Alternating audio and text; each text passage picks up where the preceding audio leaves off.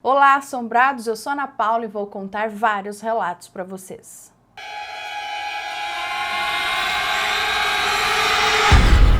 Histórias assombradas. O menino da porteira. A moça que nos conta esse relato diz que quem contou isso para ela foi o avô dela, foi com o avô que isso aconteceu. Ela conta que o avô dela era caminhoneiro e sempre tinha que buscar algodão num sítio específico lá. E nesse sítio havia um menino que sempre abria a porteira para o avô dela entrar com o caminhão no sítio.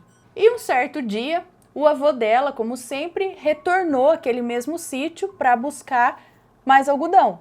Só que nesse dia aquela porteira abriu sozinha. O menino não estava na porteira e não tinha mais ninguém ali fora que pudesse ter aberto a porteira. Só estava ele no caminhão e o ajudante dele do lado. Os dois, obviamente, acharam aquilo muito estranho, porque eu acho que não é simplesmente empurrar a porteira, você tem um dispositivo que você precisa descer do caminhão e abrir a porteira para entrar. E no caso, o menino sempre estava ali, sempre abria a porteira para ele, mas nesse dia abriu sozinha.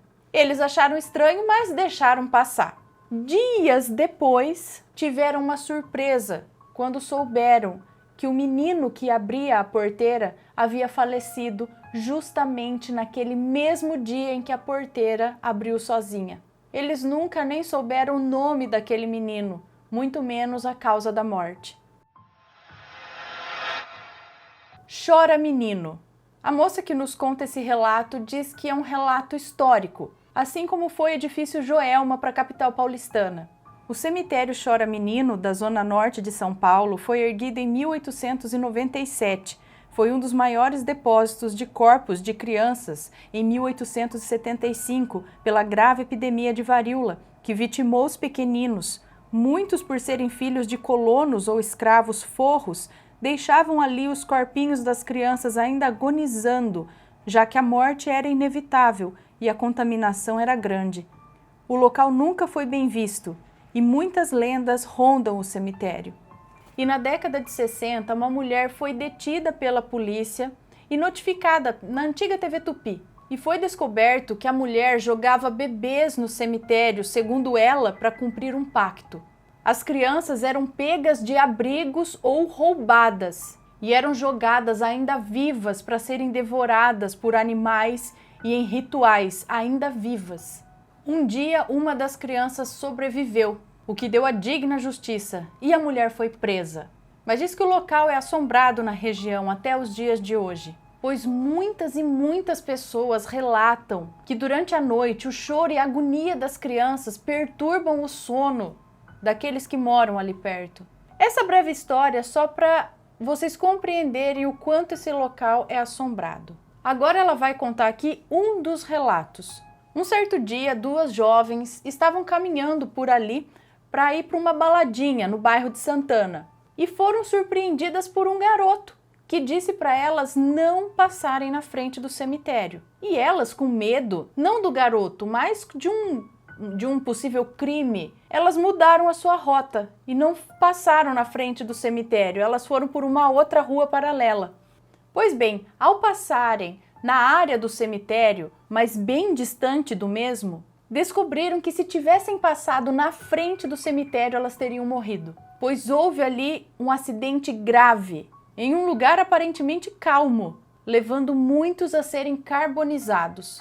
E as jovens, gratas por terem sido avisadas por aquele menino e por ter escapado dessa, nunca entenderam como aquele garoto poderia saber, prever aquela explosão e salvar a vida delas. E afinal, quem seria aquele garoto ali sozinho, bonito, com ar de fadiga, mas que salvou suas vidas?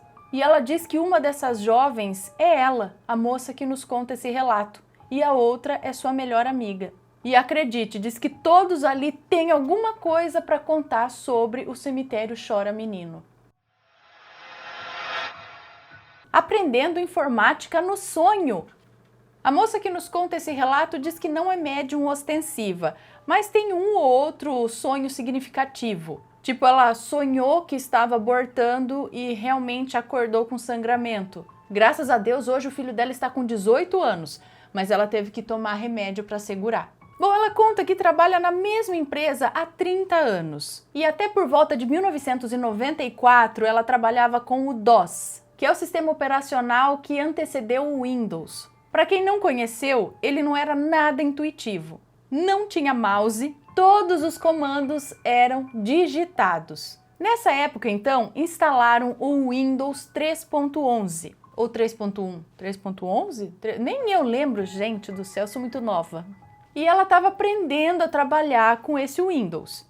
Ela conta que trabalha numa fábrica de malhas e nessa época eles tinham adquirido uma máquina alemã que trabalhava com o Windows 3.11, que era moderníssima. E vieram os técnicos alemães para instalar essa máquina e ensinar a menina que ia trabalhar com ela. E essa menina, por ser muito jovem e imatura, começou a fuçar ali no computador e mexer em tudo quanto era lugar e bagunçou tudo. E depois de tentar entender o que essa moça fez no computador, resolveram chamar a moça que nos conta esse relato, porque ela trabalhava em outra área na empresa. Mas era a pessoa que conhecia um pouco mais de computador, né, ali dentro. Pois bem, e aí ela, a moça que nos conta esse relato, conversava em inglês com o alemão, tentando entender o que aconteceu ali. E o alemão só dizia que queria matar aquela menina.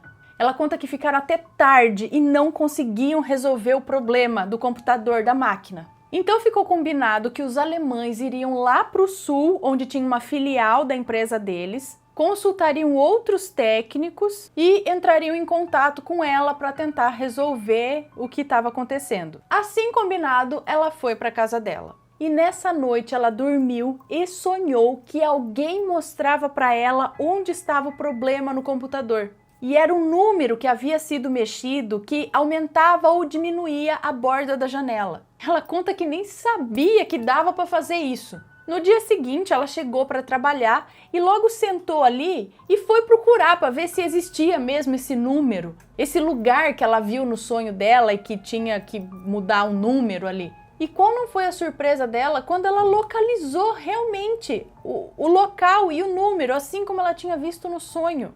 Ela achou essa configuração. A única diferença é que no sonho estava do lado esquerdo e na realidade ficava do lado direito, mas achou. E então ela arrumou o computador da máquina.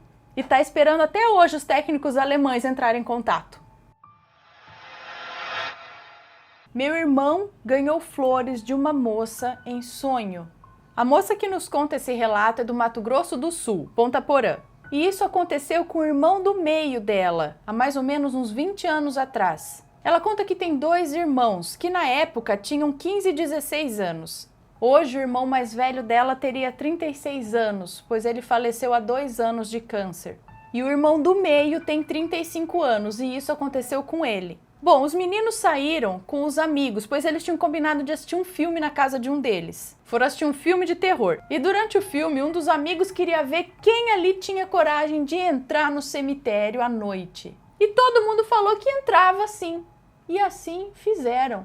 Já dentro do cemitério à noite, estava um tirando sarro da cara do outro. Estavam falando alto, dando risada. Quando o guarda apareceu e começou a correr atrás deles. E aí eles saíram correndo e na correria...